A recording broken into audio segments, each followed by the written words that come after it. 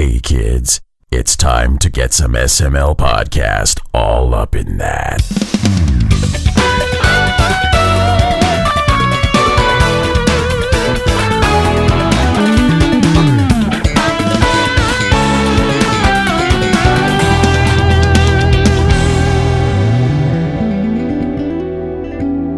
What's up, everyone? This is the SML podcast. I am your host, Joe. Joining as usual, Cole Martin. How are you doing today?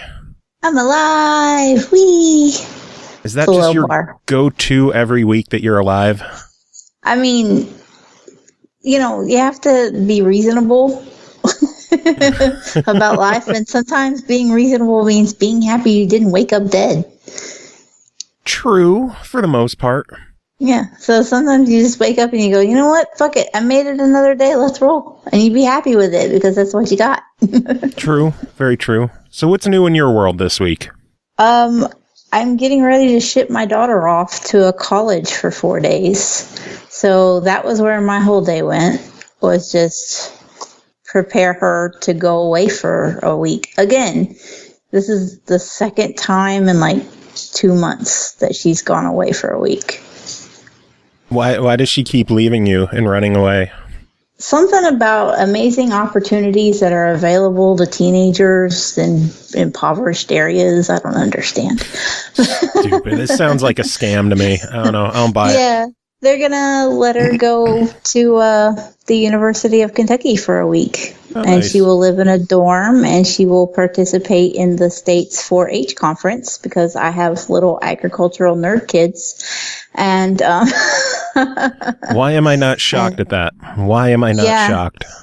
She will be studying agricultural engineering for a week and having a good old time. She even gets to go to a little nerd prom and all that, and it'll be good. Be good for her. The colleges are so different too than when I went. Like they were giving us pictures of the dorms. When I was in college, I went to a private college, and I had like a corner room, so I was one of the, like, everybody envied my corner room, but it was still like an 8x10, and there were just 2 twin beds and a desk.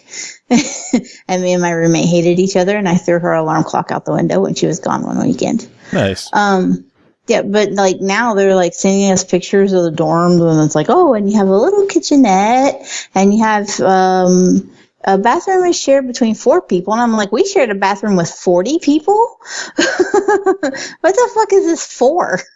And they have like, oh, you have a full-size bed in your own little room. This is not how college was. And it's not been that long since I was, okay, I lied. It's been a while since I was in college, but not that long that it changes that dramatically. Like, since when did we decide college was a luxury? True.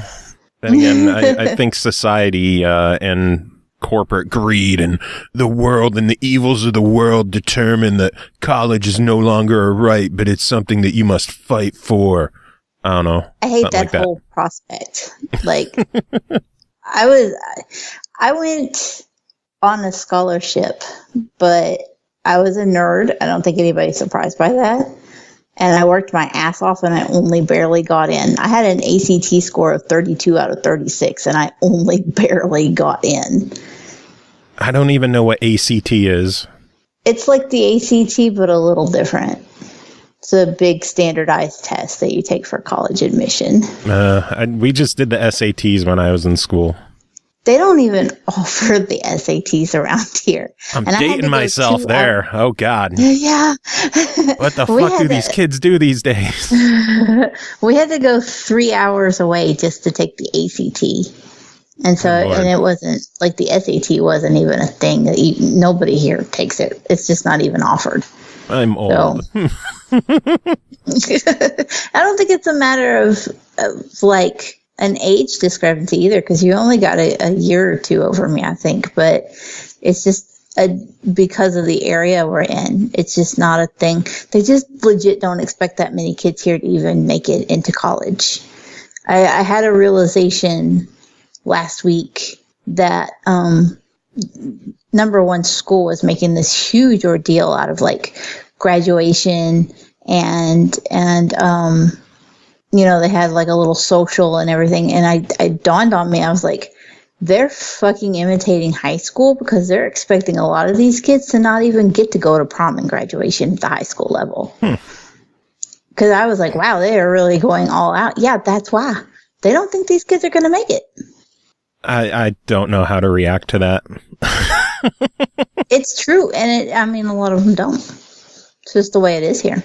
Anyway, it's not like game that in a lot of related. places. Yeah, it's not game related at all. Sorry. We just went way off on it. I was going to be like, what were you playing this week? And instead you're talking about kids going to college. I played so much, though. I don't know how I found time to play when I was dealing with like college shit either. And I'm like, I don't know, but I've played so much State of Decay 2. How is and that? I'm so happy. So much fun. Like, if you like the first one at all, and I think I've not been shy about how much I love the first State of Decay, it's one of my favorite games ever. And so they made State of Decay 1, but they made it a little bit prettier. It's still got that State of Decay look to it. And I've heard people be, it's not, they didn't improve the graphics, but it's just a very distinct art style for me. You know? Like, it's just the way that State of Decay should look. and so I was really happy with it. But the world is just insanely huge. Like, I was exploring, I've probably put a good 20 hours just over a 2-day span. Holy playing shit. co-op multiplayer with my friend. I'm guessing you got it through Game Pass. Yeah. And we put just an insane amount of time into it, and then I got to looking at the map and I was like, fucking Christ, we're not even through this first area. And then it popped something, and I started to look around the map more, and I had other counties I hadn't even been to yet. So it spans like a 4-county area, and it's just this insanely huge playground, if you will.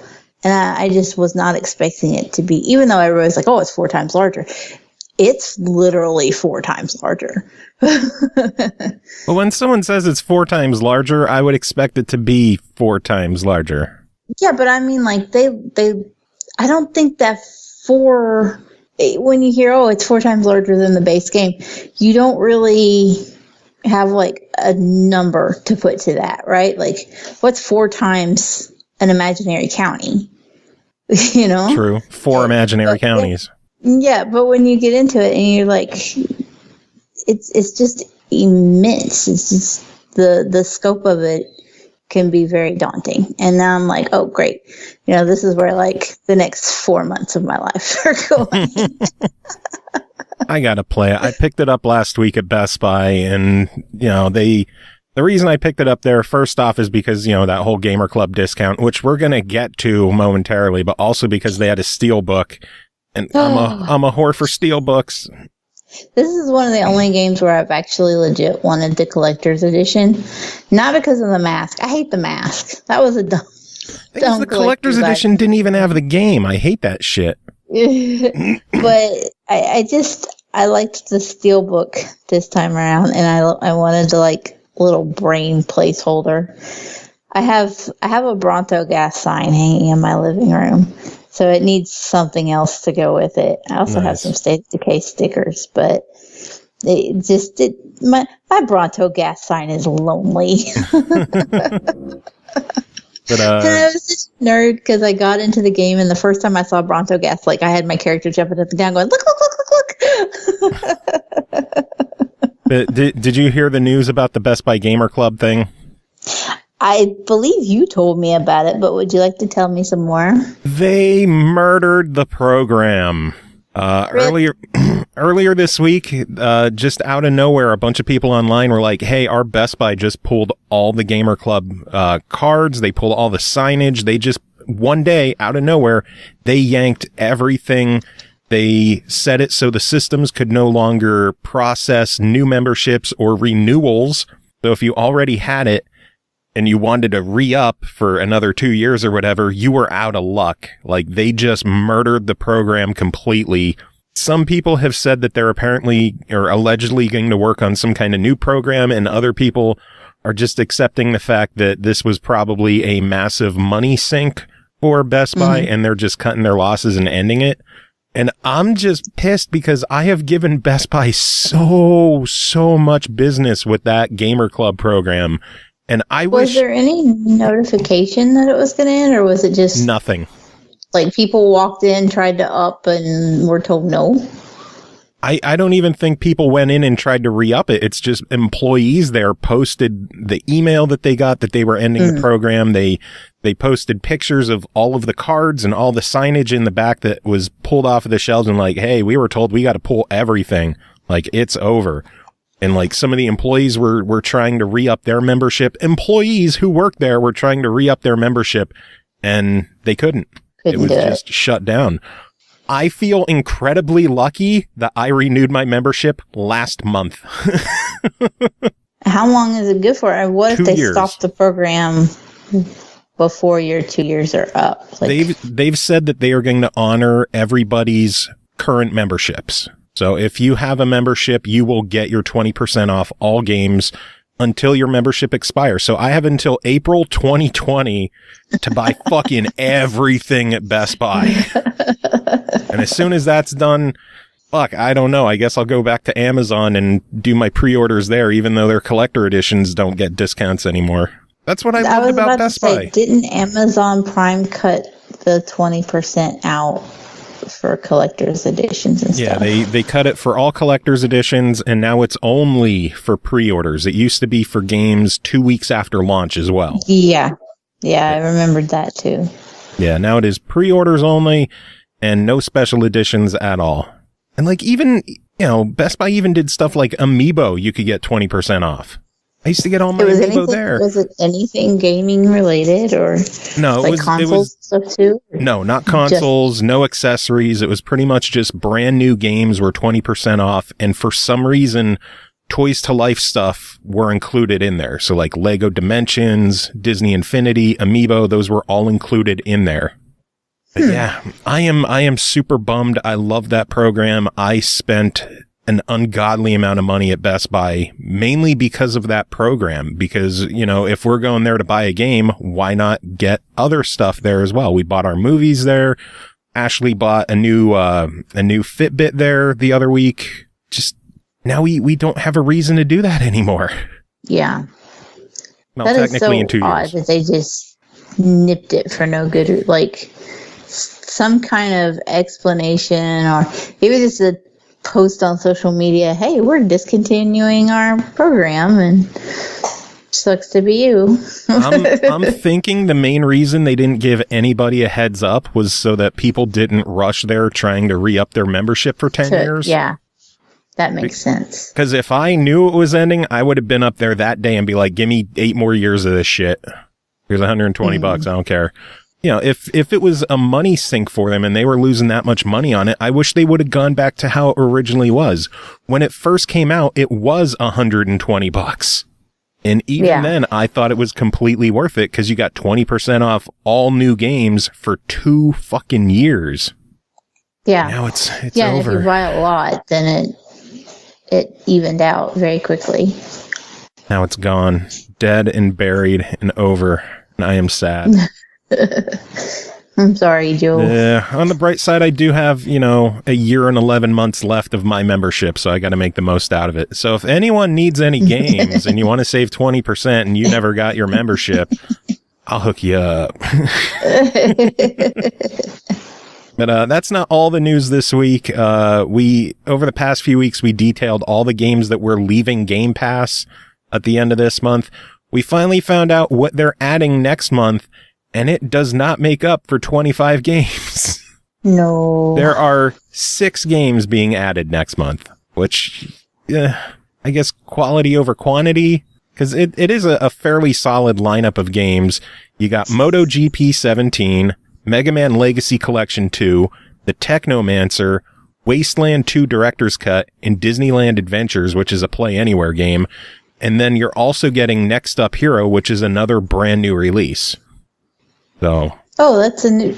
Yeah, I was about to say, I'm not familiar with that one, but that would be why. Yeah, that would exactly be why.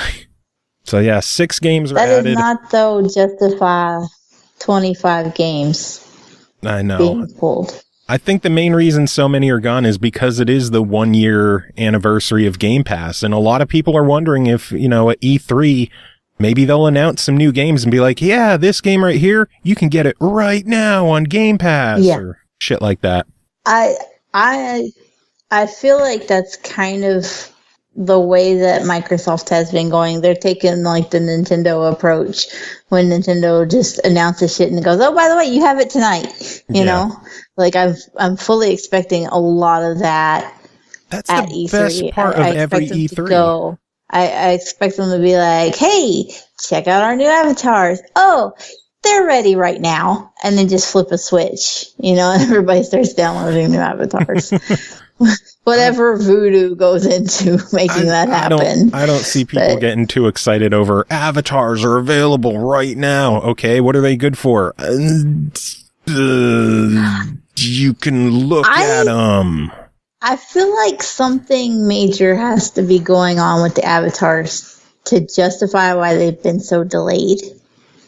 Because if it were just a case of, oh, well, there's new avatars for your idol when you're on Dash, why would it take this long? No.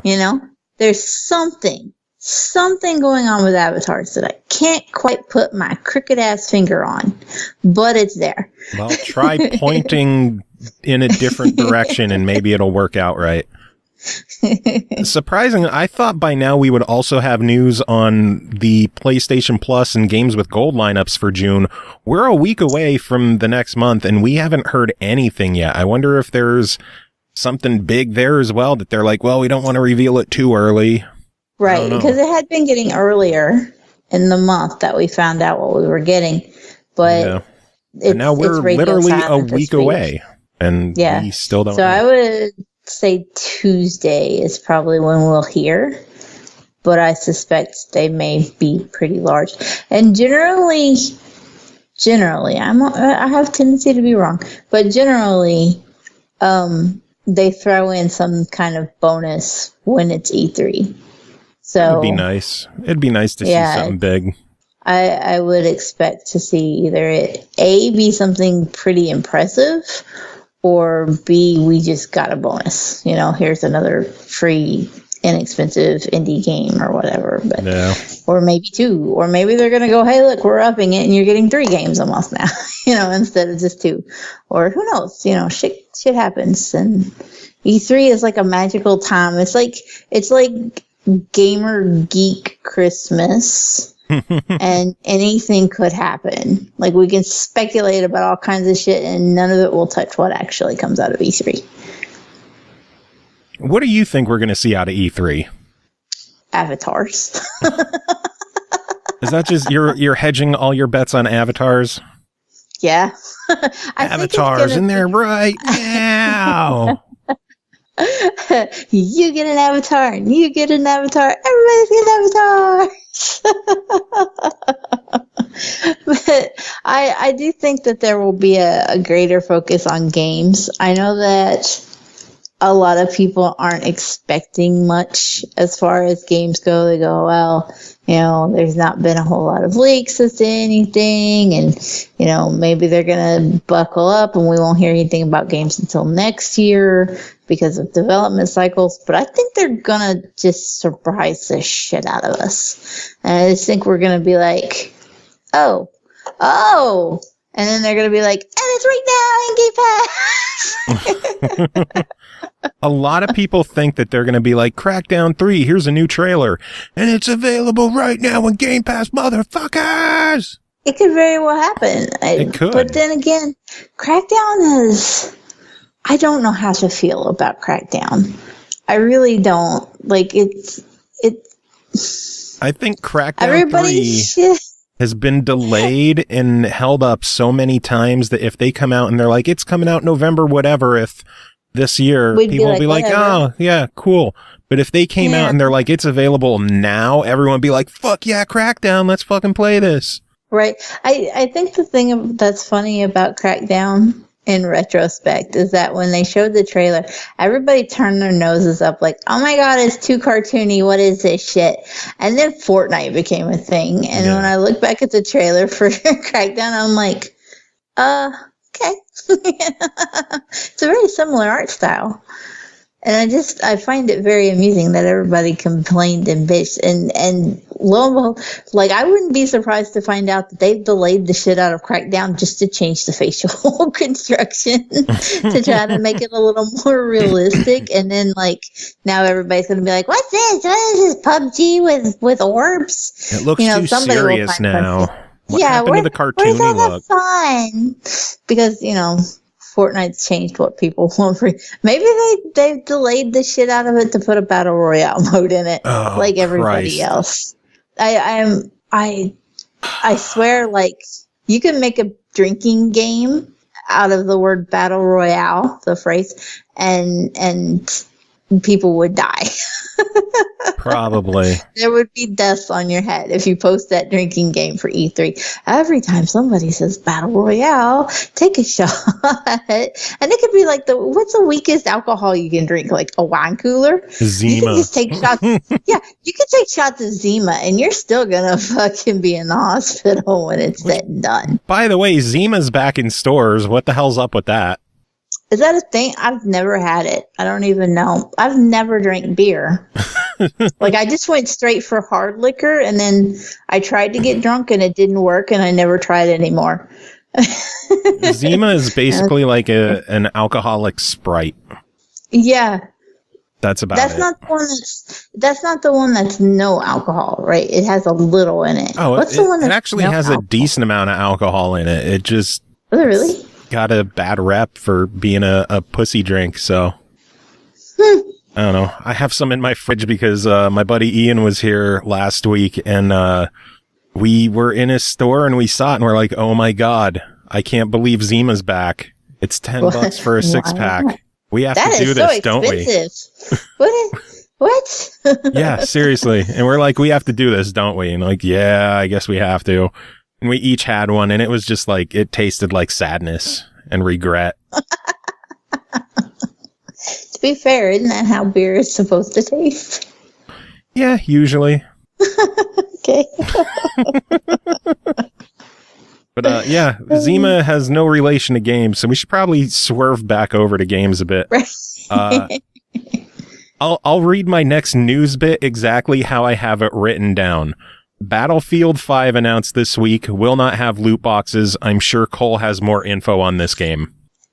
I didn't even watch it. I didn't even watch the preview. Yeah, I feel a little disappointed in myself. I don't play Battlefield that much, which is kind of funny because I do like shooters. There's just something about Battlefield where it's like, okay, well, the single players are okay, and the multiplayer is just not for me. I think it's because it's too big ass of a map and there's always some motherfucker sitting on a rock snapping, and I'm one of those run and gun kind of shooter people, and I just get popped off and I don't even get to kill anybody. And what's the whole point if you can't gank somebody in the back and take their dog tags? See, I didn't watch any of it because I figured you would have. You expected me to. I let you down. I'm pretty sure there's probably a battle royale mode. Do you want me to Google that? No, we don't need to worry about that. But on the Battlefield front, Battlefield 1943 has not only been made backward compatible this week, but it also joined the EA Access Vault. So that's pretty cool. Did it really? That one was actually a pretty good one. I would play that. Now you can play it. Now you can play it again. I can see myself going back and being like, yeah, I'm gonna go grind the shit out of that. Yeah. Because that was probably one of the better Battlefields. That one and Bad Company. I need to play it more. No, you don't. It's okay. Okay, then I won't. Latino Heat in the chat, saying that Battlefield 5 has a woman on the cover. So that is all the news we have on Battlefield 5. It was announced it has a woman on the cover, and it will not have loot boxes. I'm sure that means that there is rampant pandemonium. People bitching about the fact that there's a woman on the cover. People are mad that there are mad that there are women in the game. Yeah, is it a woman? Shocker. Yeah. I'm gonna click this real quick. I don't know how Oh yeah, it is a chick for. That's the thing that bugs me about Battlefield, though. It's just always blue and orange, and it's all the covers look the same. They just put a different person in a trench coat on them. I mean, Hardline looked different. That's true because it was cops and not particularly military. Yeah, I remembered something. Story, and it also bombed. So. So that's why we don't have Hardline 27 by now. Hardline 5. Oh, it's going back to World War II. And yeah, everybody's losing their shit over girls. Yeah, whatever. Let them bitch. People are going to bitch about everything. I mean, we covered last week with that adaptive controller how people were bitching about things there. They were mad about that. There's always something. Yeah, someone will always bitch about everything in the world, and it is stupid. To be fair, people complained about females in Call of Duty World War II, and they complained about females, what little instances of females there were in Battlefield 1. And the funny thing is that there were actual female character models that were supposed to be in Battlefield 1 as playable characters, and they removed them because of people bitching.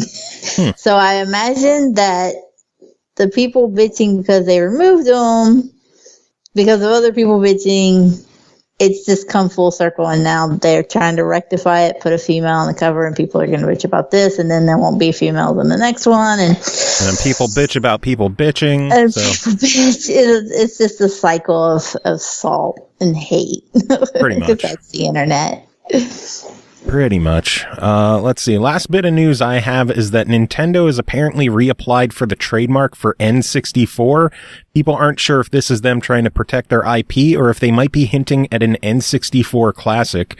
But with the NES and SNES classic both about to be available in stores again next month, I wouldn't be shocked to see an N64 classic announced.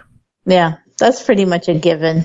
Like, I don't know why anybody would be surprised. What I would be surprised by is if a Sega Classic was announced. Let's rehash the Sega Genesis. Well, they've been doing Sega flashback consoles on a pretty much a yearly basis, and this year is supposed to be, more Genesis games. The biggest complaint with those Genesis ones is that they would always have like some shitty homebrew games on there as well. Yeah. That no one ever gave a fuck about. And they're apparently not going to be there this time. So they might be taking the Genesis throwback, flashback, whatever they're going to call it. They might be taking it seriously this time. That would be nice. I would play it. I would. Next week they're going to have the Genesis reimagine, whatever the compilation's going to be on Xbox and PS4. I forget what the name of it is. I pre-ordered it and I don't even remember what it's called. Scrolling through, that sounds about like you. I'm always like surprised when I'm scrolling through the Microsoft store and it's like Sega Classics. I'm like, the fuck did that come from? So I really need to get more of those in my backlog just so they can sit there and collect dust like all the rest of them. Well, that's all the news I got this week. Anything that I missed that you want to talk about? Australia refuses to allow We Happy Few to be released. Oh yeah, I was reading about that. It's funny because it's available, or it was available as part of the game preview, but then it got refused classification and now they just took it down from sale. Yeah, and then they're having to like refund Kickstarters and stuff because people in Australia had donated for the game, which, that's one of those things, No. But Australia's weird. What are you gonna do? It's very odd that a land, I guess you won't say world, but a land that is like every animal there will kill you brutally, but we're not gonna let you play a game about taking drugs. And I imagine Australia probably needs a lot of drugs just to survive the dingoes. Probably. I know years and years ago, Fallout 3, they weren't going to release that over there because the one drug in the game was morphine. And just having a real-world drug in the game, they refused to classify it down there. So that's why morphine is not in Fallout games. It's MedX. Oh. Yeah. I wonder, though, because the drug that is in We Happy Few is called Joy. And it's not a real live thing unless, like, you draw comparisons to antidepressants and shit, but... I don't know what the issue is with We Happy Few, but maybe they'll rework on it, and I don't know. We'll find out. I'll be curious to see if they just shrug and give up on the whole Australia side of it. Because We Happy Few has gone through... It has had a crackdown period, and that it gets delayed. They let us see some of it. The rabbit is mad. Yeah. It gets delayed. They let us see some of it, and then like everybody bitches that it's not what they thought it was going to be, and so then it gets delayed again. I don't know. I guess we'll find out eventually. Any other news, it's or should we? Go ahead. No other news. I was going to say it's almost like there's a problem with showing games too early. But I don't get why it was allowed there for so long. I don't know if there's something in the full game that isn't part of the normal game preview version that is causing problems, or I don't know. It's weird. It's been there for how long already? I'm looking forward to it, though. I want to play the game. Like, everybody got mad about it, and they were like, oh my god, it's got survival aspect. I don't care. I like that shit. Bring it on.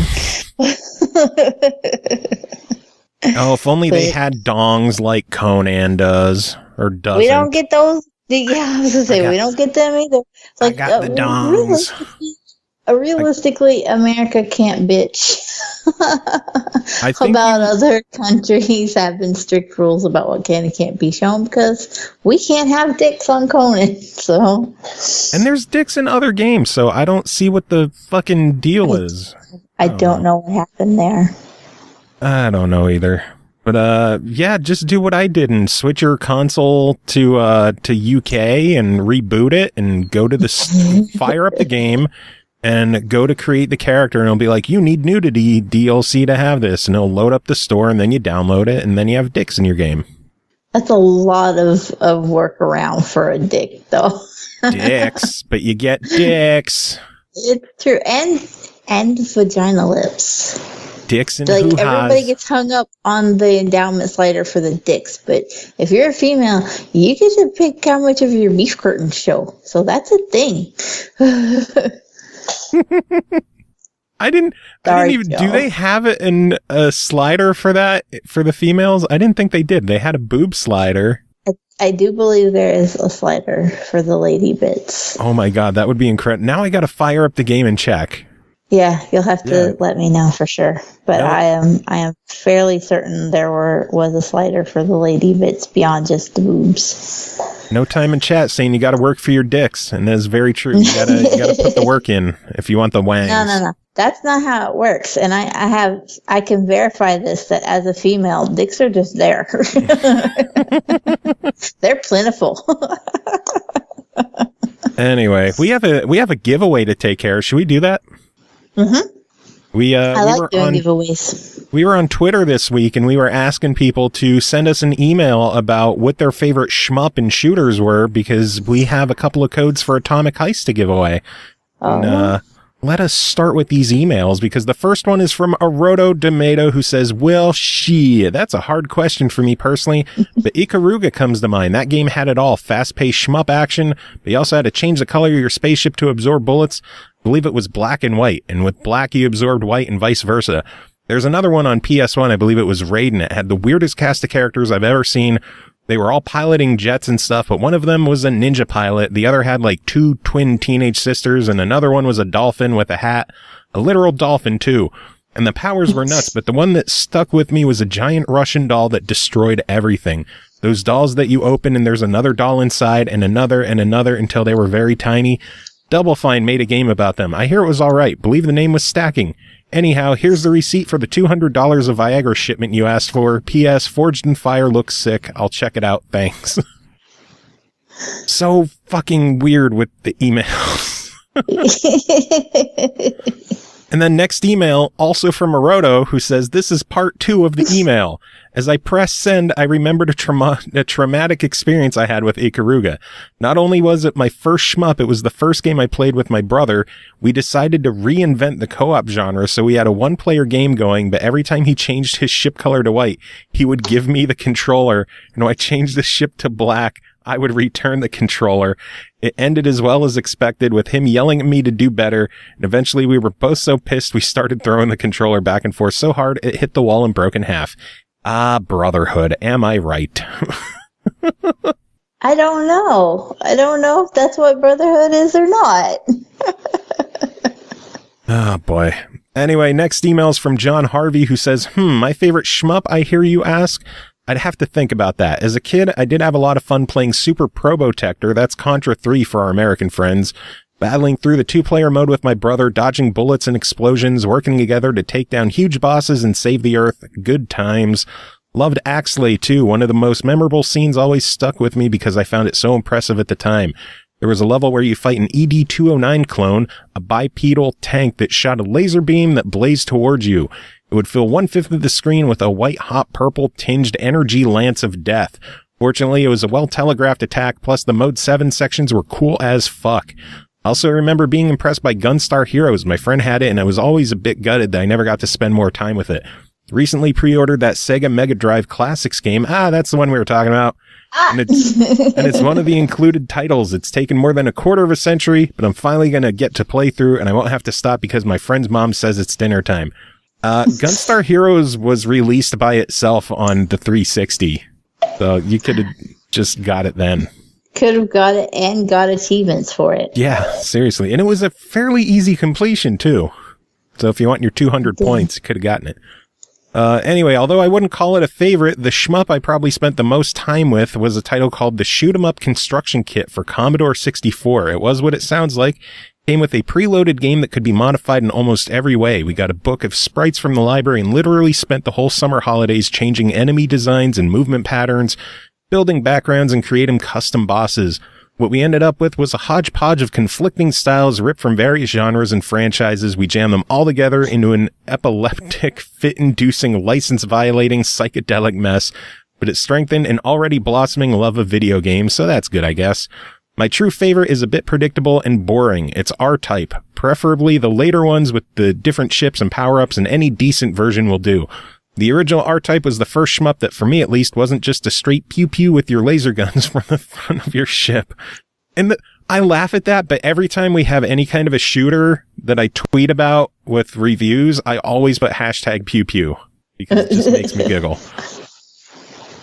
The addition of the Force, that little probe thing, allowed a different play style, one that was unique enough to be memorable to the young me, and I love the cassette cover art. The pic of the Bido creature always captured my imagination. It was probably a big part of why the game got as much of my attention as it did. Yeah, that's probably my favorite, but an honorable mention has to go to Fantasy Zone. How many fucking honorable mentions do you have? Its bright and colorful palette was a nice alternative to the more serious, darker sci-fi shooters available at the time. The shot mechanic was also fun, giving an almost RPG-like progression to the powering up your little ship. An obscure title, but one I'd like to see get its dues a little. Anyways, thanks for the chance and good luck, everyone. Enjoy the rest of the entries. Okay, so John Harvey liked every shmup ever. Pretty much. Next up is Latino Heat, who says, good evening to the SML podcast. Growing up, I enjoyed playing arcade-style spacecraft shooting games, which got me in tons of trouble with my parents. Games like Space Invaders and Asteroids were two spacecraft shooters I truly got addicted to and forced my parents to spend a lot of money because I was spoiled until my dad got pissed off, beat me with a belt, and stopped funding my arcade game habit. Holy shit, that got dark. Now that I got my Xbox, I was searching for the right game to give me the retro-style feeling of spacecraft shoot-'em-up until I stumbled upon a game which not only brought me back flashbacks from the golden era of these types of games, but is also a game I can't put down. Name of it is this spacecraft shoot-'em-up called Battle Garega. This vertically scrolling shoot-'em-up is a superb arcade-style game I recommend to all fans of the genre. Whenever I'm in the mood to play a shoot-'em-up, this is the one I love. Thanks so much to the podcast for allowing me to share. And then one final email from John Prudlow, who says, Dear SML Podcast, my new favorite shmup is Tesla vs. Lovecraft. Need I say more? Okay, well, here goes. There was once a young boy from an ethnic Serbian village. It is said that he was born during a violent lightning storm. His mother saw this as a foretelling of things to come. His mother had a talent for inventing resourceful items. She passed her genius down to her son, Nikola. Later on, the young Tesla would go on to work for one Thomas Edison, considered the father of the modern-day light bulb. Edison became jealous and dismissive of the talents of Nikola. Edison and Tesla would soon become rivals, leading to such horrific designs from Edison as the electric chair and the tragic death of one Topsy the elephant. That's a bit of history I must have missed, but the debate of alternating versus direct current would continue, with Tesla ultimately winning, but Nikola would never see ultimate financial success from all his great contributions to society. What does this have to do with the game?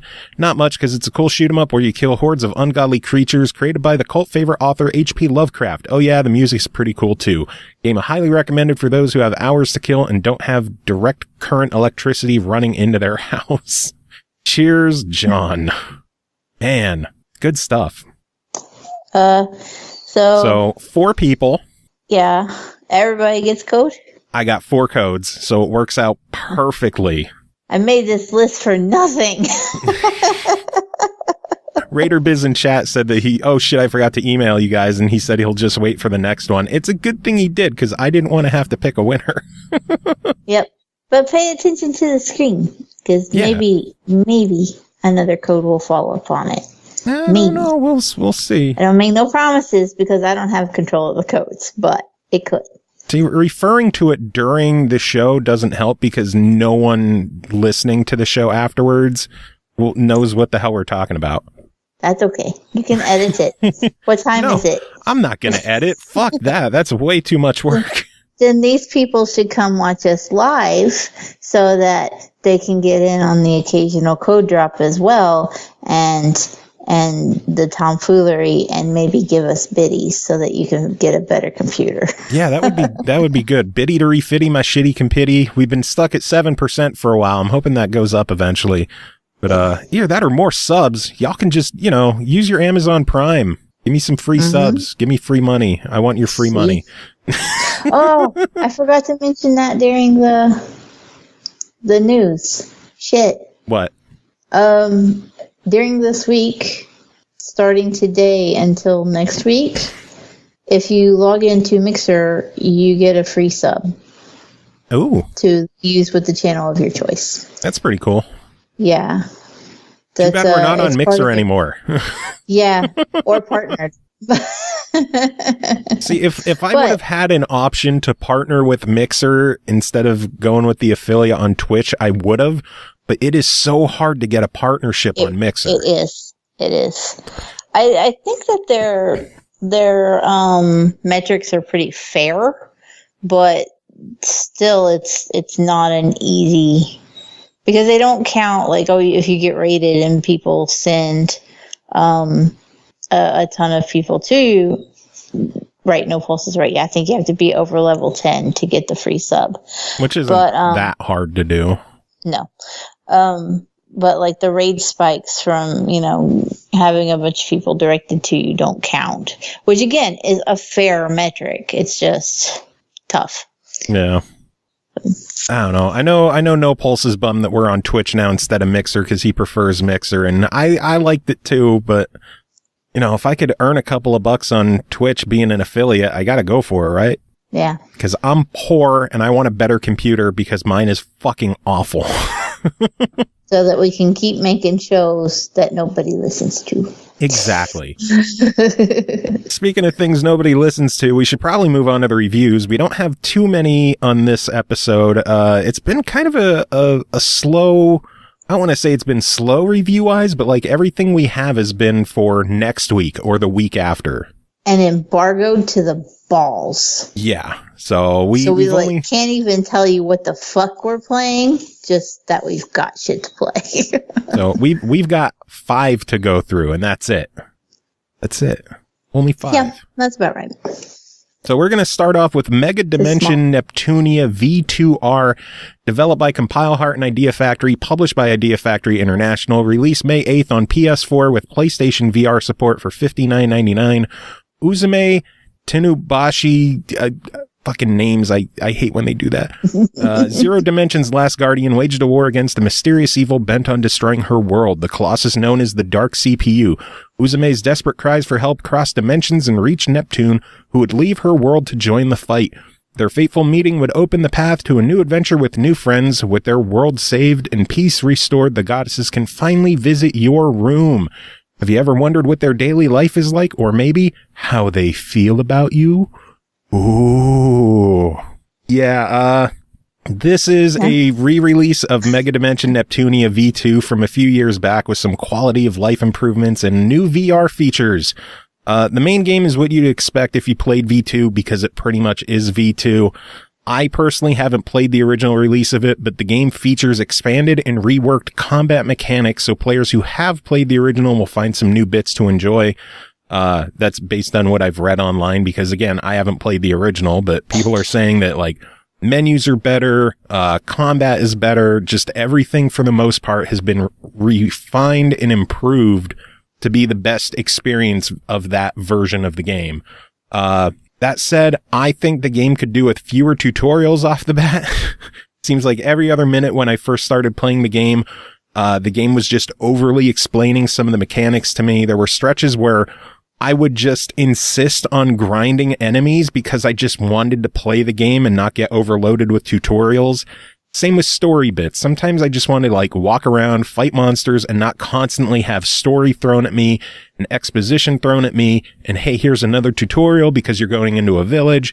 And then here's another tutorial because you have a new party member. And here's another tutorial because they have a special ability. Here's another tutorial because they have like a friendship mechanic to the game. So the more you... There's just a lot of fucking tutorials in the game. What was the name of that character in Zelda that hollered at you all the time? Hey, listen, hey. Yeah. Navi. That sounds like there was a Navi in this game. Listen. Hey, listen. Hey, listen. Hey.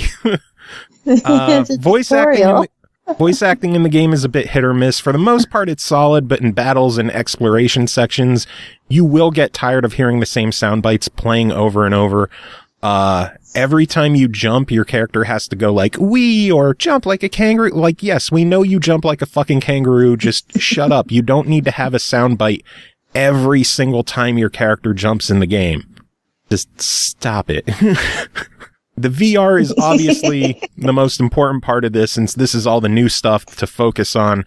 That said, the VR does feel fairly tacked on, but it is nifty all the same, where throughout the game, the various girls of the franchise will come visit you in your, quote, player's room to chat with you and have conversations. And by conversations, I mean they'll talk to you and you'll occasionally get an opportunity to either nod your head in agreement or shake your head no. Also, the game assumes that you are automatically just a young male, the way that the women talk to you, because it is very, very fan servicey. If Steve-O's still hanging out in chat, he would probably get a kick out of this because he loves his fan service. But if you are a female playing the game, I can imagine a little bit of awkwardness, unless you're Dark Mika, obviously. That is, the super fan servicey, and I'm sure the guys out there will be, I can only imagine how many people are going to be like crawling on the floor, trying to peek up, like just look up the girl's skirt, like, I can see your panties. There's weirdos out there. You can also redecorate parts of your room, which could lead to different conversation bits. Like you could change the bed or you could change the table that's in there. Just, minor cosmetic changes. It will affect the conversations, but it's nothing too massive. The VR scenes also felt a little bit blurry to the point where I was feeling some eye strain just during those scenes. The normal game looked fine, but in these player room sections, everything had a slight blur to it, and it just kept fucking with my eyes. That said, I do appreciate seeing a game that isn't just a VR game or just a non-VR game. I thought it was weird sitting there playing a game and then it's like, you're about to experience a VR section. Put your headset on now. And you would put it on and then you would do the conversation or, whatever scene you're doing in VR. And then when you're done, you just take the headset off and go back to playing. It's really, I wish more games would attempt to do stuff like that instead of solely being VR or non-VR. It's nice to have something, mix it up like that. I was going to say, it seems to cure like your biggest complaint with VR games is that there's just not enough there to keep it going. And it seems like it would be a good way for games to kind of mix it up enough that you're not just sitting there waiting for nothing to happen. Yeah. Like VR games tend to do. Like you're either doing the one task or nothing else. Yeah. And it's good to see them try something different at the very minimum. All said, the main game is a lot of fun because, it's a Neptunia game and they're always really solid. And with this being the, quote, definitive version of V2, if you've already played V2, you probably don't need to get this unless you're just dying for that VR fan service. Otherwise, I give it a fairly solid recommendation. If you have the VR headset and you're looking to get some use out of it and you're looking to see some waifu scantily cladness live and in person and up close, fucking go for it. I feel like you cringed a little when you said waifu. just a bit, but I know Steve-O appreciates it. And if I just make him happy by saying waifu once or twice, I live to serve. But yeah, again, if you played Neptunia V2 already, this is by all means not an essential purchase. If you've never played it before, jump on it because it's really, really good. Nice. Next game to talk about is called I Hate Running Backwards, developed by Binx Interactive and Croteam Incubator, published by Devolver Digital. Released May 22nd on Xbox One, PS4, and Steam for I forgot to get the fucking price. Son of a bitch. I would guess it's $14.99 because I'm good at guessing the prices of games. Well, I gotta look it up because I'm an asshole. Yes, it is $14.99. So look at that, man! I'm fantastic. Released May 22nd on Xbox One, PS4, and Steam for $14.99. I Hate Running Backwards is a never-ending, adrenaline-packed shoot 'em down roguelite that puts the emphasis on destruction and fighting never-ending waves of enemies while time traveling through procedurally generated worlds. Cole, tell us about this one. There's a whole lot of what the fuck is going on here in this game. And the really game makes no effort to explain any of it. There is nothing for story, no tutorial. You are running backwards. I have no fucking clue why.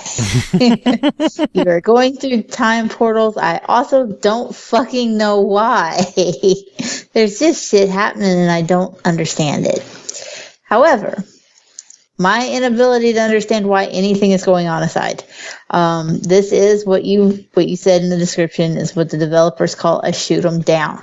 So it's kind of like a reverse of a shmup.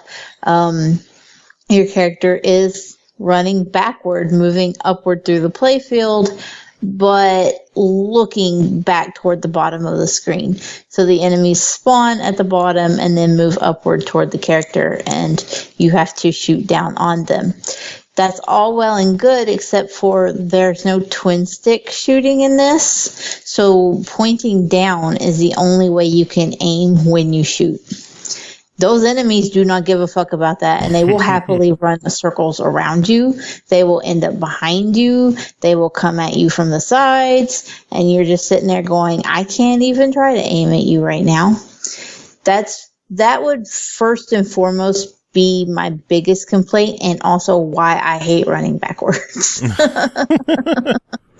Like, if I could even have a limited, directional aim to aim, even if it was like a 45-degree angle you can move or something.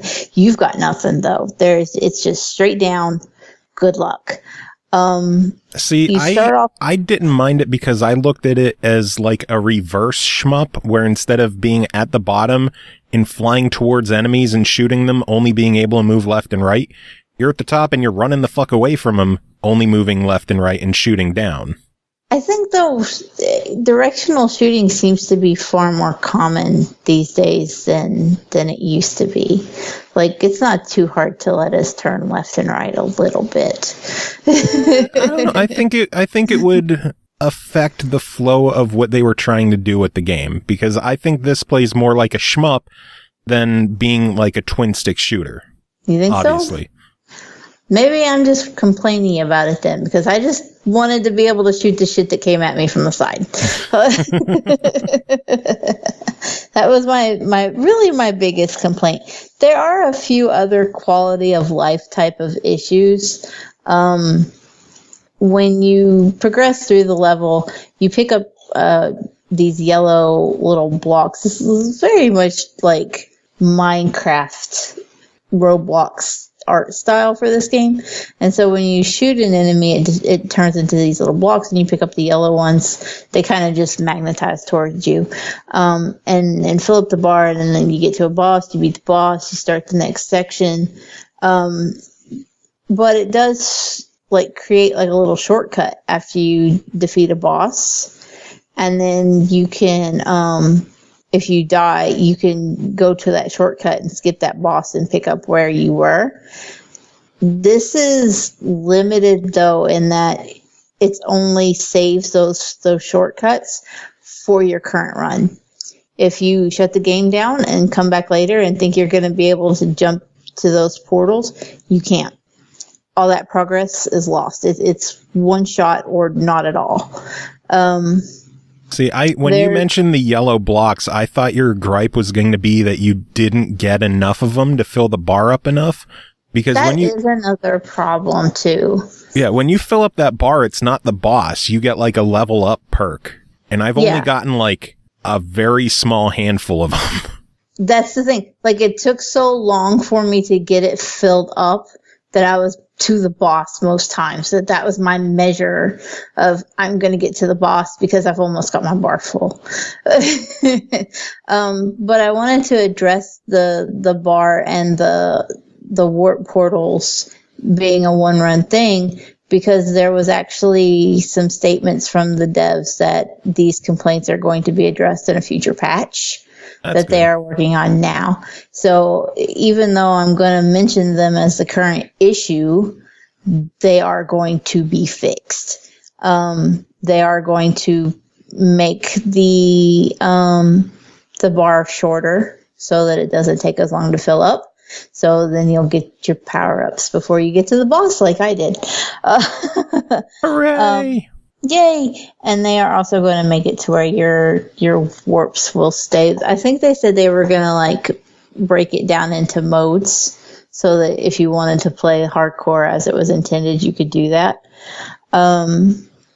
There was another thing that kind of bothered me. The enemy spawn rate is really sporadic. The game is procedurally generated, which is fine, but that includes the enemies too. And so you may have one run where you're just like, wow, there is literally nobody to kill. And then there's another where you're like, I don't have enough ammo for this shit.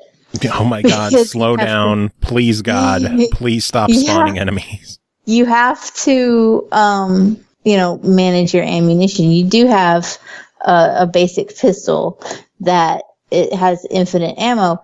But if you want to use your additional weapons, and these are based on characters, different characters have different guns. Serious Sam has a Tommy gun and a shotgun, whereas there's Lo Wang from Shadow Warriors that you can unlock, and he has an SMG. So there's different weapons, but if depending on how the run is going, you may never even get to use them just because you don't have any ammunition for them, or there's too many enemies and they're draining you before you can get anywhere. And then because of the erratic spawns as well, sometimes you can just die really fucking early and not have there's no real permanent progression, as this is a roguelike, but and that's fine, but when you die really crazy early to something stupid, like you just get rushed by the little headless things. I forget the proper name for those. I don't remember any of their names. But when you, I can't remember if it's the little headless dudes or if it's the skeletons that are called clears. But if it's not obvious yet, I think I mentioned Serious Sam once. But this is based on the Serious Sam universe. just you can find yourself feeling like you're not getting anywhere as far as the progress goes. And if you die really early in a run, you're just like, well, that was a waste of 5, 10, 15 minutes. How long, and that makes the whole aspect of the not saving with the portals a little worse too, because I felt like the game played in spurts. If I just sat down and tried to do a couple runs and then I bombed and I was like, okay, well, I'm going to go play something else now, then I was a lot happier than if I tried to sit down and make actual progress through all of the bosses. Then I was just pissed off. It felt like I was failing miserably, and I was just like, I'm not enjoying this. But if I played in smaller bursts, it was much more enjoyable. Yeah. All of those complaints aside, and like I said, a lot of this is being addressed by the developers. They're aware. They're listening to complaints, and you can expect some quality of life improvements to be coming along in a future patch. And I'd be more than happy to play again when the patch comes out and change how I feel about it. As I feel in its current state, it's definitely more of a try it. It just, the difficulty can spike sometimes so much that it's just not going to be enjoyable unless you're just one of those hardcore roguelike, shmup kind of fans that's just really going to dig in and want to do it all in one good run. Yeah. But for everybody else, it's really kind of up in the air. Well, hopefully we will revisit again when some patches come out, because look at a game like Corgan. We weren't sold on that one when it first came out, and after some patches, it turned into a really solid game. So, I'm always willing when I see that a dev is willing to listen to the feedback on their game and address it, then I'm more than willing to give it another go. So I will definitely keep this installed and see what happens with it. Yeah, because I still had a lot of fun with it, and I'm eager to see how they improve it. Yeah, like I said, in short bursts, I had fun. Yeah. It's just that when it would spike and get too hard, and I'd just be like, yeah, I'm done with you for now.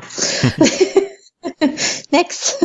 Anyway, next game to talk about is called Dungeon Rushers, developed by Goblinz Studio, published by Plugin Digital, released May 25th on Xbox One, Switch, and PS4 for $14.99. A heroic parody tactical RPG combining dungeon crawler gameplay and turn-based fights.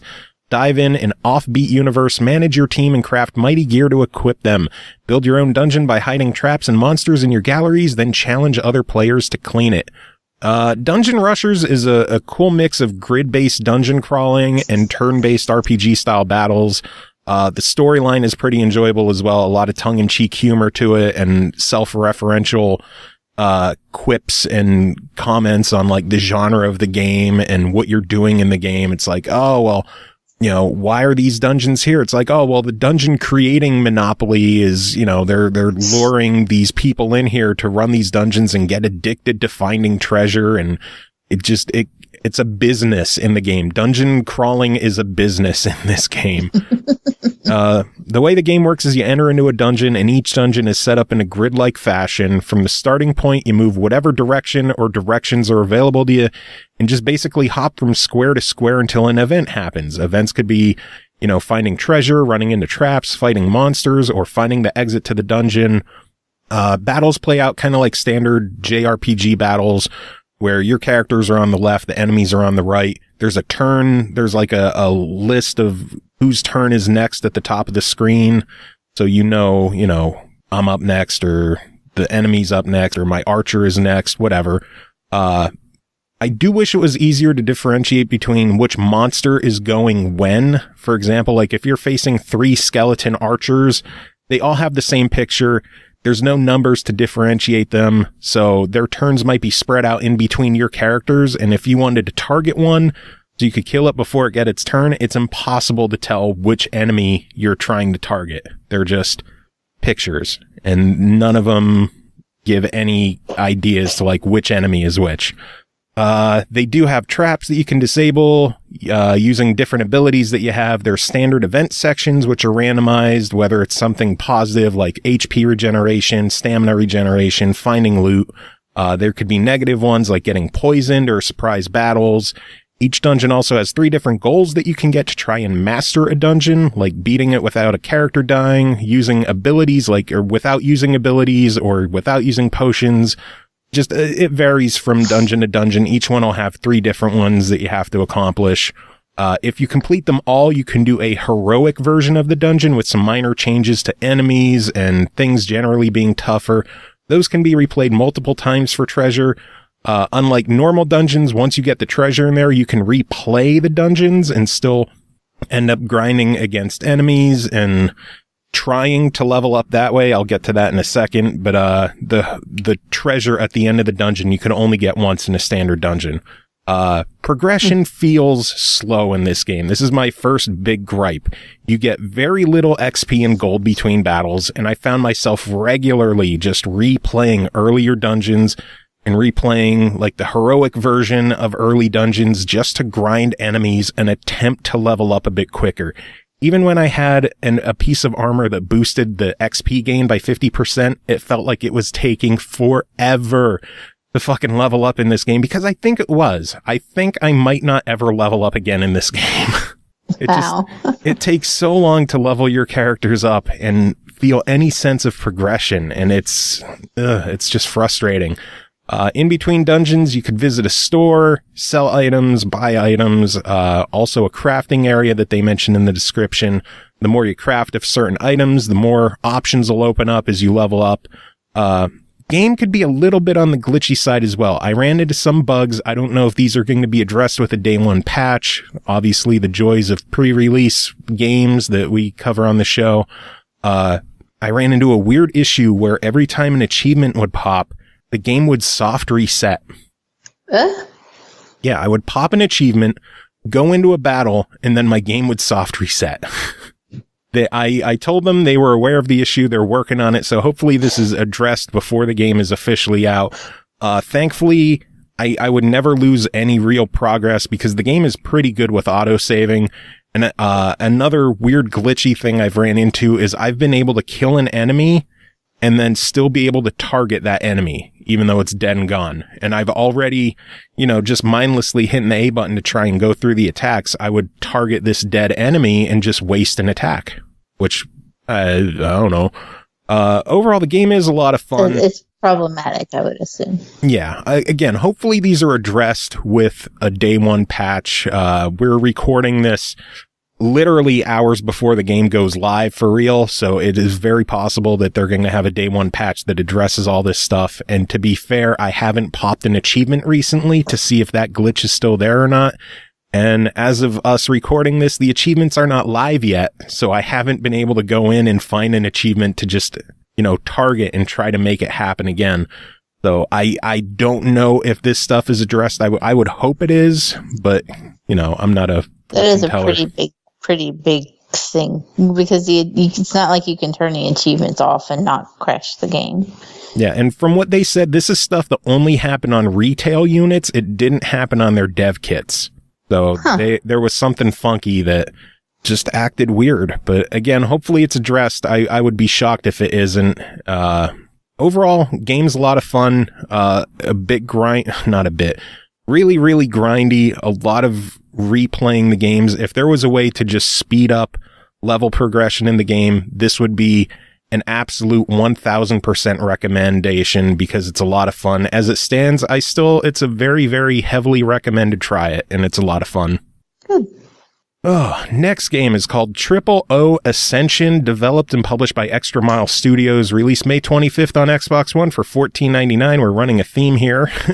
Yeah. O Ascension is a lightning-paced test of reflexes and skill. Can you navigate your ship through these short but ferociously challenging courses?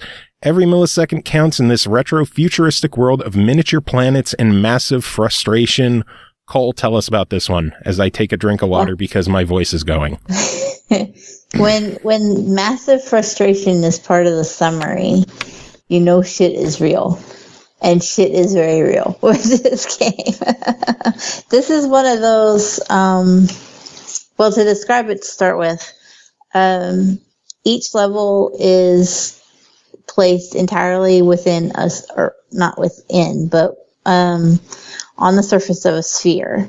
and it's kind of laid out like a map, or not a map, but a maze, and you're intended to kind of speed run it, which is really tough because there's a lot of false starts. Like as soon as you move your ship, if it touches literally anything within the boundaries of the maze, it's going to explode.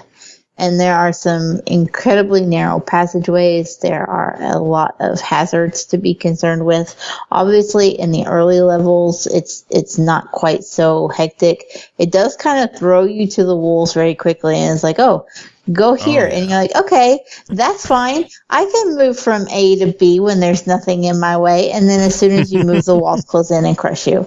And you're going to die 34 times just trying to get past the crushed walls on the second level. Don't ask me how that happened. It took you that many on the second level. I don't want to talk about it. Okay. I don't want to talk about That's it. why this game has an achievement for dying 1,000 times. That's what I was about to say. I popped like 2 of the death achievements immediately. And I'm just like, can I do anything else before I pop the next death achievement? Because there's one, like, I'm pretty sure it's like 110, 100, and 1,000 for dying. And they were just popping very rapid fire. I was not amused. I got 1,000 already. Do you? Yes. I was comparing our achievements, and you were going pretty quickly, but you were I would get faster than I was. I would get fucking frustrated, and as soon as I get frustrated, I'm just like, fuck this, and I would hold the direction and just kill myself a bunch of times in a row. Fucking asshole. I did that. Die. Yeah, now what? But I feel like the level design, as infuriating as it is really well done. These are some really creative levels, even though they're limited in the types of obstacles that are there. It's kind of like the same obstacles, but just variated a little here and there every so many levels. But they were just really put in a way that you could look at it and go, I know I can fucking do this. And then you can't fucking do it. I think that was one of the most shocking things about the game, was just that you should be able to complete it. And you should be able to do it fine. But you won't. And you won't. You will fall off that platform. You will run into that laser. You will get hit by that spiraling guillotine every fucking time. Yeah. And then you will. When you do complete it, though, when you do get past the level, like, it's incredibly fucking satisfying. You feel like you legitimately earned your place among the handful of people that have completed that level, because it's just that hard that you're just like, yeah, I did it. Go me, And then you have to go do the next one, and you're like, but I'm not ready yet. I need to celebrate a few more minutes. If I had to complain about anything, as frustrating as it is, it's a legitimate frustration. If I had to complain about anything, it would feel that the movement isn't always precise. Like, there are times where you just know beyond a shadow of a doubt you didn't leave that platform, and yet you careened off of it anyway. No. Or you're like, I know I pushed, and it could very well come down to, milliseconds of input lag or whatever. But you're like, I know I got off that platform before it hit that laser. But that laser killed me anyway. No, you didn't. You fucked up. You fucked up. You fucked up. And the game is just dead set that no matter what, you're going to hit them lasers. And you fucked up. Sucks to be you.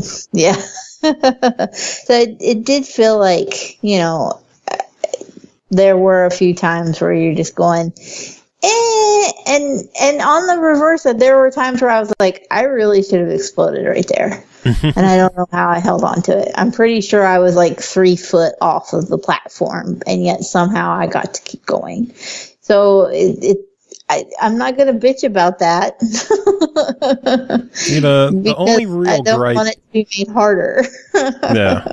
The only real gripe I kind of had with it, I kind of accepted the fact that all the fuck-ups I made were my fault because I have low self-esteem and everything is my fault. But the camera, it didn't seem like the camera moved the same way every time. It would... Right. Like you would hold down in one area and then hit right to go around a corner, and the camera would tilt one way, and then the second time you do it, muscle memory will just be like down and right, but the camera will be turned just enough differently that you'll hit a wall. And I've gone through some of the longer, like there's some long levels later on in the game, and when the camera doesn't go the way you expect it to, and you're holding a direction that you probably shouldn't be holding based on the camera, it does feel a little bit cheap. And then the other gripe I have is some of those longer stages, where the fuck is a checkpoint? Yeah, there is none. There is no checkpoint. If you die at the end after you have spent, quite a while 7 minutes circling around, circling around one of those spheres, and then you die at the end, it sucks to be you because you're at the beginning again. See, and there's gold times for each stage that, you could earn 1-0, 2-0, or triple O. There's the name. When the triple O time for a stage is 30 plus seconds, you're taking over a minute your first couple times through a stage. And when you fuck up right near the end after working on a stage for nearly 2 minutes, you want to punch your fucking TV.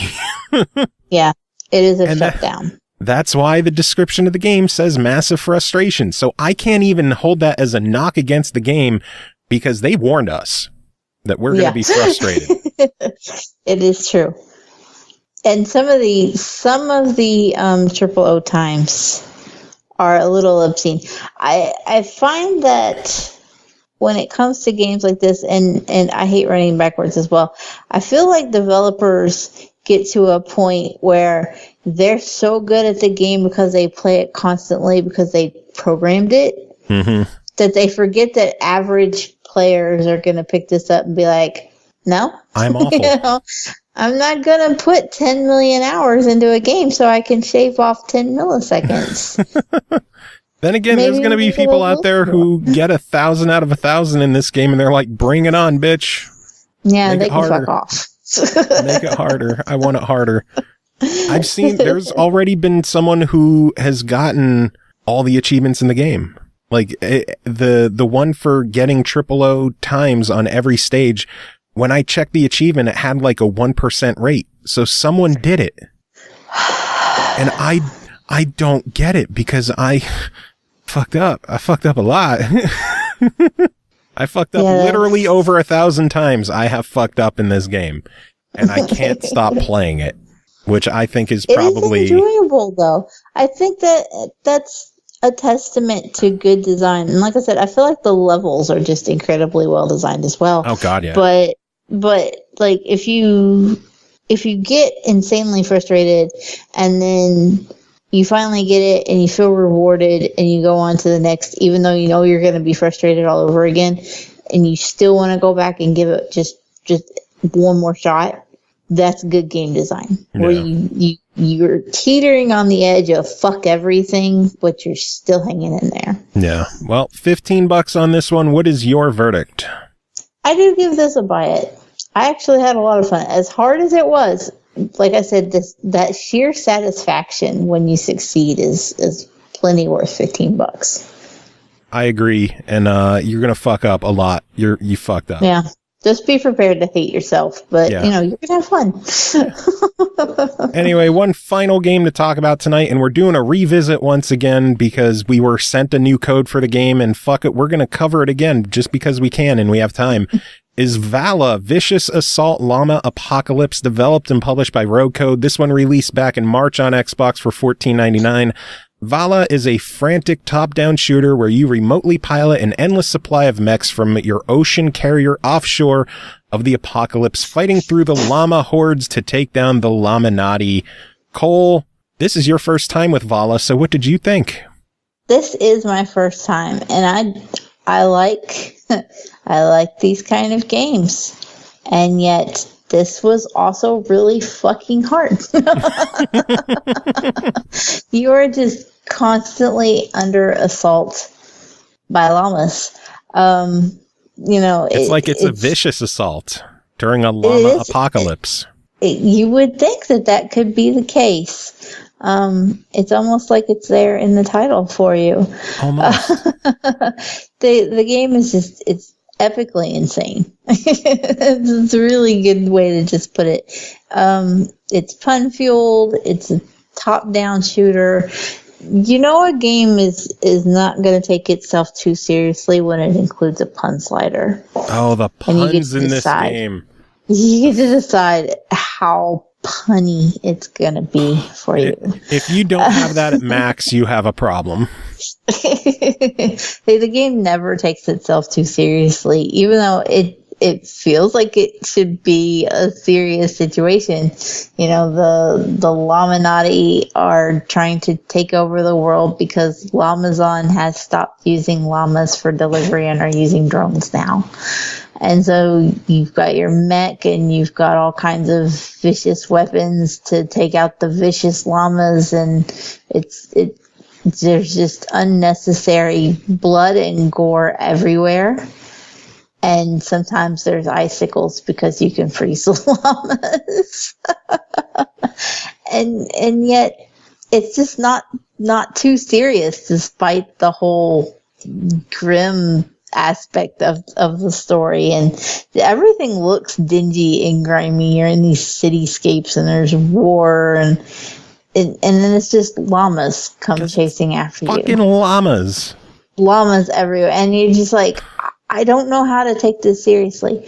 If I had to complain, you shouldn't. If I had to complain about anything, it would probably be that, and I realize it's a llama apocalypse. The Llamanati, Lamazon, you get it, llamas. There is a shortage of enemy variations is a good way to put this. And that it's just the llamas the whole time. There's never really anything else to deal with. And to be fair, there's a lot of llamas. There are a lot of insane amounts of llamas. I don't know that there's even that many llamas in the whole world. Maybe I'm wrong, though. There's an achievement for killing as many llamas that are the llama population for the U.S. and Canada combined. And I'm curious how much that actually is. But there's some llamas that go fast. There's some llamas that go slow. Some have more health. Some have less health. But they're all just llamas, and they all just bum rush you. And there's not really any kind of variations in attacks or anything. And so if you're playing for a really long time, you're just kind of like, yeah, I get it.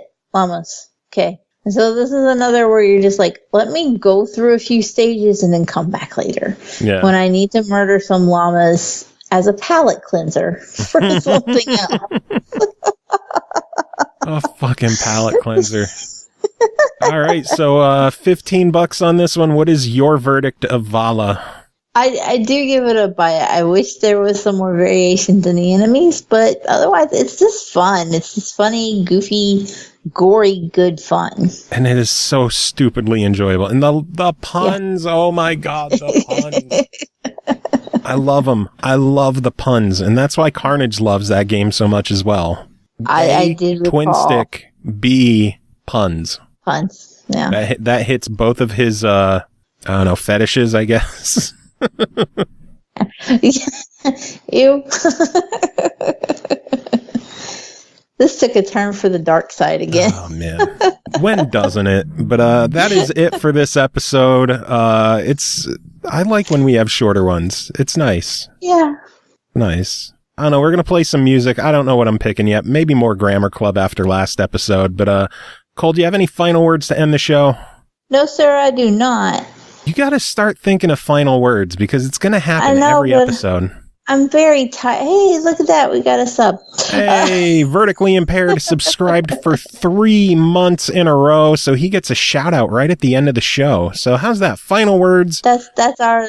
Tony, you are a boss. Final words? Yeah, Tony's a boss. Yes. He's awesome. Mama Mama told me grooming skills was something that I lacked. Sprayed down head to toe with a can of Axe, and I laughed behind her back. Something underneath my chin makes me look like a jerk. Now I can't get into hip-hop clubs, and I get sent home from work. Underbeard, nobody wants you. They say I can't have you. Underbeard, underbeard, nobody wants you. They say I can't have you. Underbeard. Hair on my neck, at least it ain't on my back. Something that I'm living with, it's just the nature of fact. No remission of the sin, babe, cause I play to win. Rather rock a man's scarf than admit I have a double chin. Shadow underneath, darker than the Lords of Sith. I got hair like Seth Rogen, Hurley, even Kevin Smith. Yo, don't call me lazy, it's a style I embrace. If I look the way you did, I'd also cover up my face. You can have hair on your head or hair upon your chest, but the man with hair just there above is never at his best. Kids, take a page from the Underbeard King and get rid of your neck or hair, cause you looking like Chewbacca did a face plant into air. Go away to the Underbeard Nation, you and me in the Underbeard place. The entirety of Underbeard people, the entire Underbeard race. Go away to the Underbeard Nation, you and me in the Underbeard, but they want you, Underbeard. Underbeard, this is the ode that I would sing to you. Nobody understands you like I do, and you are beautiful. You got your own style, I'm convinced that nothing can compare. Without you, I don't think that I would have a spot on facial hair. The secret source of all my nerdy rhymes located on my second chin. I love you at the worst of times. Don't gotta trim or shave because you grow on me so naturally. Not in textbooks, a mystery of fat anatomy. A facial statement surely to impress. Can't say enough about you cause I think that you're the very best. I wonder with the ladies bumping known to cause some heartbreak. Careful with the weapons, fully loaded now for heaven's sake. Without you I don't know what I would do. Don't wanna think about it, surely to leave me all sad and blue. I need you day to day, without my chin strap I would falter. So you'll catch me bowing daily to the underbearded altar. Underbeard, nobody wants you. They say I can't have you. Underbeard, underbeard, nobody wants you. They say I can't have you. Underbeard, nobody wants you. They say I can't have you. Underbeard, underbeard, nobody wants you. They say I can't have you. Underbeard, nobody wants you. They say I can't have you. Underbeard, underbeard, nobody wants you. They say I can't have you.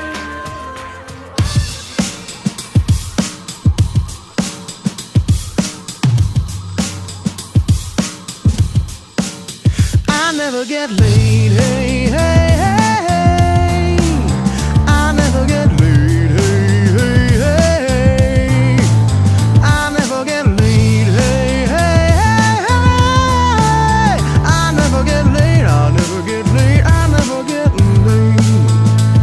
Man, I get laid all the time. I got some strange on the side. It's kinda scary for a lady not to give me a ride. Except it's all just a lie. I tell for confidence boost, but you cannot sell a hoopty if you're telling the truth, and that's the truth. Why?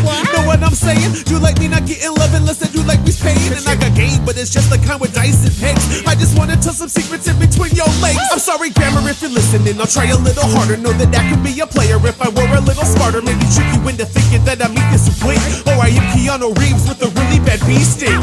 I'm fluffy, wanna give you my stuffing with the rhythm that's so precious, baby. You gotta love me. I'm a dapper little rapper, and you know that I'm paid, but it never seems to matter cause this rapper, yo, I never get laid, hey, hey, hey, hey. Come swap some DNA with me, hey, hey, hey. Insert that DNA, just like me, hey, hey, hey, hey. All I'm trying to say is I never get laid, I never get laid, I never get laid. So now I have an SO. I said, baby, let's roll. I got some candles and some music and the lights are real low. But she just said no, cause what I said not long ago. And now she's mad and I feel like my jeans are about to explode. Oh no!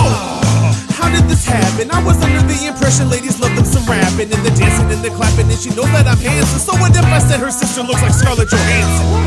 Looks like it's just practice again. Who needs a woman when you have a little harem of 10? And I know everything I want and I know everything I like. I just sit on until it's numb and call it stranger's delight. I'm psyched. Now I'm depressed. Shame in the sadness and a hot little mess. So just let me get dressed and we can hit the arcade and then commiserate together how we never get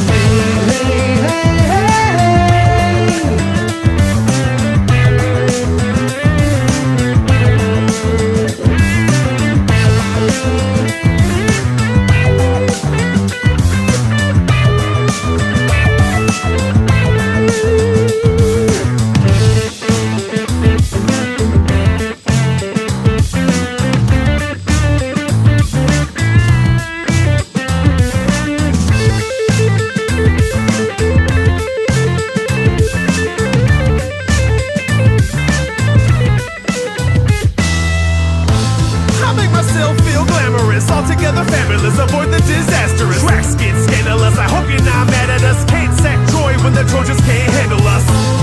Don't pout, get silly, reboot, get greedy, then invade your city for a hot young filly with a name like Priscilla who wants flapjacks, not whack. I never get laid. Hey, hey, hey. I never get laid. Hey, hey, hey. I have to handle myself. Hey, hey, hey.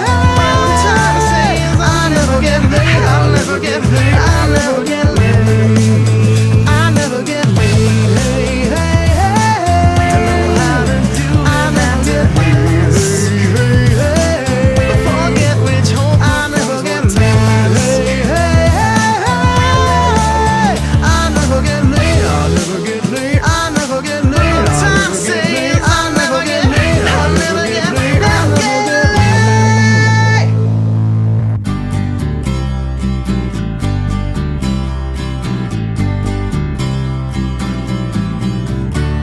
We go back in time to 1929, and Tom Carvel designed delicious ice cream treats. His truck got a flat, and he decided that he'd form a habitat for his sweets.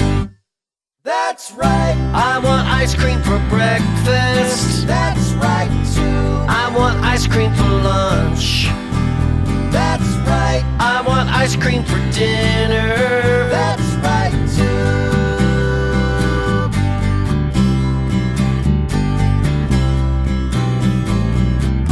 And to this very day, I am quite pleased to say you can enjoy the taste because it's heavy in weight. And Carvel can make delightful ice cream cake in a fun size and shape, and that's great. That's right, they've got Sunday Dashers. That's right, too. And they've got tasty thick shakes. That's right, a Carvel ranch of flavors. That's right, too. And you'll love how it tastes. That's right, they've got Cookie Puss. That's right, too. And they've got Fudgy the Whale. That's right, consult your local Carvel.